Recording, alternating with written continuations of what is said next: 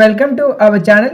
Railway 08/2025 సంబంధించి exam dates, అలాగే 07/2025 సంబంధించి రిజల్ట్స్ అయితే వచ్చేసాయి. ఫస్ట్గా మీరు ఏ రైల్వే జోన్కి అప్లై చేస్తారో ఆ యొక్క రైల్వే జోన్ వెబ్సైట్ అయితే ఓపెన్ చేయండి. నేను సికింద్రాబాద్ వెబ్సైట్ అయితే ఓపెన్ చేశాను. ఓపెన్ చేయగానే మీకు ఈ విధమైన ఇంటర్ఫేస్ అయితే కనిపిస్తుంది.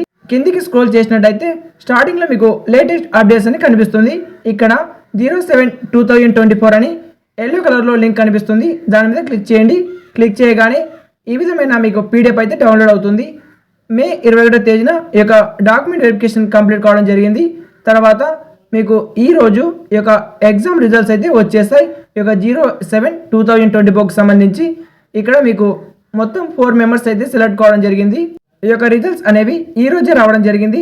రాగానే ఒక వీడియో చేస్తున్నాను కాబట్టి వీడియోని చూసే ముందు ఒక లైక్ చేసి ఎవరైనా మీ ఫ్రెండ్స్ ఉంటే వాళ్ళకి ఫ్రెండ్స్ షేర్ చేయండి.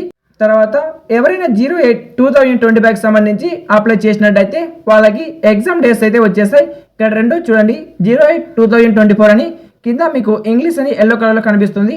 దాని మీద క్లిక్ చేయండి. ఈ విధమైన పీడిఎఫ్ అయితే మీకు డౌన్లోడ్ అవుతుంది.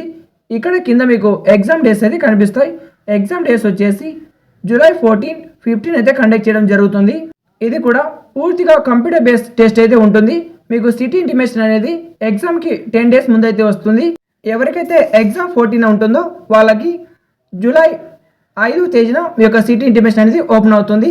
జూలై 6వ తేదీన ఎవరికైతే జూలై 15 ఎగ్జామ్ ఉంటుందో వాళ్ళకు ఈ యొక్క సిటీ ఇంటిమేషన్ డీటెయిల్స్ అనేవి కనిపిస్తాయి.